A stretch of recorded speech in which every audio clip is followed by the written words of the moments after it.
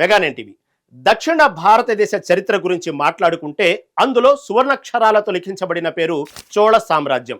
రాజరాజ చోళుడు, రాజేంద్ర చోళుడు లాంటి మహారాజులు ఏలిన ఈ సామ్రాజ్యం కేవలం భారతదేశంలోనే కాదు, సముద్రాలు దాటి శ్రీలంక, మలేషియా, ఇండోనేషియా వరకు తమ ఆధిపత్యాన్ని చెలాయించింది. అయితే యావత్ దక్షిణ భారతానికి మేమే సర్వాధికారులం, మాకు ఎదురు లేదు అని చోళులు కేవలం మాటలతో చెప్పలేదు, తమ రాజముద్ర ద్వారా శాసించారు. అలాంటి దాదాపు 300 ఏళ్ల క్రితం దేశం దాటి వెళ్లిన 11వ శతాబ్దపు నాటి అత్యంత అరుదైన ప్రతిష్టాత్మక చోళుల కాలం నాటి రాగి శాసనాలు నెదర్లాండ్స్ నుంచి తిరిగి భారతదేశానికి చేరనున్నాయి. ప్రధాని నరేంద్ర మోదీ 5 దేశాల పర్యటనలో భాగంగా నెదర్లాండ్స్ లో పర్యటిస్తున్న తరుణంలో ఈ అరుదైన శాసనాలను భారత్ కు అఫీషియల్ గా అప్పగించారు.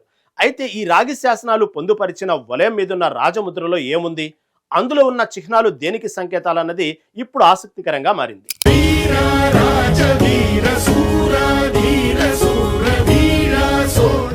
చరిత్రకారులకు, పురావస్తు శాఖ వారికి చోళుల చరిత్ర గురించి ఎన్నో అద్భుతమైన విషయాలు తెలియజేసినవి లైడెన్ రాగి శాసనాలు.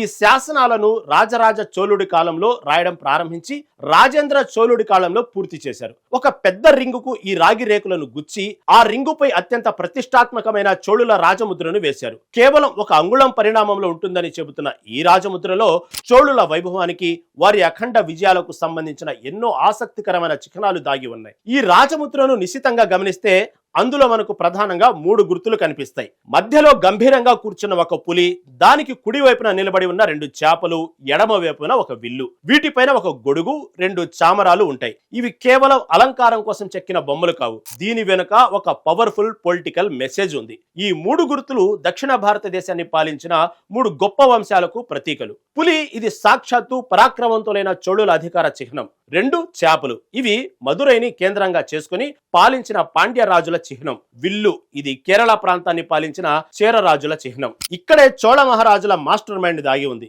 ఈ ముద్రలో తమ గుర్తు అయిన పులిని మధ్యలో దర్జాగా కూర్చోబెట్టారు. ఆ పులికి ఇరువైపులా పాండ్యుల చేపలను, చేర రాజుల విల్లును తక్కువ స్థాయిలో చెక్కించారు. అంటే దీని అర్థం ఏంటంటే, ఒకప్పుడు దక్షిణ భారతదేశాన్ని పాలించిన పాండ్యులు, చేర రాజులు ఇప్పుడు మా పాదాల చెంత ఉన్నారు, వారి రాజ్యాలను మేము జయించాము, మొత్తం దక్షిణ భారతదేశానికి తిరుగులేని సార్వభౌములం మేమే అని ప్రపంచానికి గర్వంగా చాటి చెప్పడమే ఈ రాజముద్ర ఉద్దేశం. రాజముద్ర పైన ఉన్న గొడుగు వీరందరికీ ఒకే ఒక్క చక్రవర్తి ఉన్నాడని సూచిస్తుంది.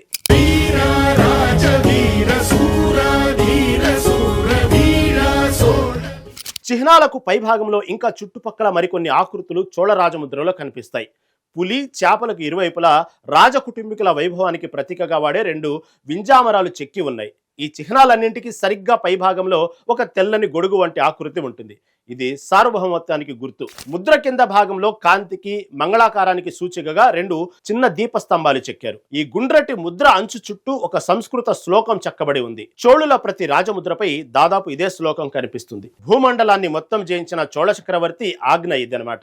భవిష్యత్తులో వచ్చే రాజులందరూ ఈ శాసనాన్ని శిరసా వహించి కాపాడాలి. అలా కాపాడిన రాజులు కిరీటాలపై ఈ ఆజ్ఞ ఒక రత్నంలా ప్రకాశిస్తుందని దీని అర్థం. 1000 సంవత్సరాల క్రితం ఈ రాగి రేకుల్లో రాసిన శాసనానికి ఎలాంటి నకిలీలు సృష్టించకుండా ఉండేందుకు నేరుగా చోళ చక్రవర్తి ఆమోదించిన అధికారిక జీవో అని నిరూపించేందుకు వేసిన రాజముద్ర ఇదని చరిత్రకారులు చెబుతున్నారు. కేవలం ఒక రాజముద్ర ద్వారా తమ ఆధిపత్యాన్ని, శత్రువుల ఓటమిని ఇంత కళాత్మకంగా, ఇంత పవర్ఫుల్ గా చెప్పడం బహుశా చోళులకే చెల్లింది. అందుకే 1000 ఏళ్లు గడిచినా ఈ రోజుకి నెదర్లాండ్స్ మ్యూజియంలో ఉన్న ఆ లైడెన్ శాసనాలు మన భారతీయ రాజుల పరాక్రమాన్ని, వారి తెలివితేటలను ప్రపంచానికి చాటి చెబుతున్నాయి. ఇవి ఇప్పుడు ప్రధాని మోదీ చొరవతో అధికారికంగా మన దేశానికి తరలి వచ్చాయి.